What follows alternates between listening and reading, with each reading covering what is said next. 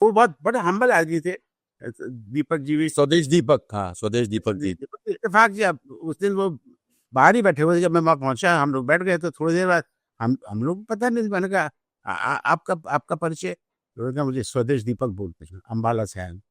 मैंने कहा कि अच्छा, मैं रजीत कपूर, हाँ अच्छा अच्छा। और मैंने कहा दीपक जी आप वही हैं जिनकी कहानी, लंबी कहानी छपी थी सारिका में, अश्वारोही? बोले हाँ।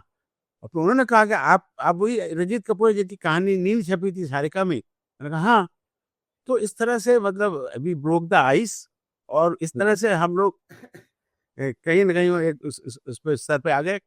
फिर हम लोग वहां से अंदर जाके बातचीत की, हमने कहा ठीक हो जाएगा। फिर हम घर आए, मेरे घर पे आए, और फिर उन्होंने एक बात बहुत ऑनेस्टली कन्फेस की कि भाई मैं अम्बाला में रहता हूँ, नाटक लिखना तो बहुत दूर की बात है, मेरे सामने मतलब मेरे नाटक देखे भी नहीं है मैंने, तो इसलिए मुझे ये दिक्कत होती है। तो मैंने कहा अच्छा ठीक है। और कहते हैं दो लोग की मैं राय की बड़ी वो करता हूँ, मदद करता हूँ। एक हैं सौमित्र मोहन, उनके मित्र थे, और हैं अब भी, और कृष्णा सोबती।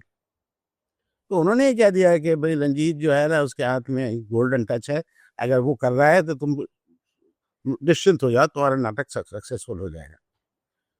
तो इस तरह से उन्होंने, स्वदेश दीपक जी ने कहा भैया मैं तो जा रहा हूँ अम्बाला, और आप इसको संभालो।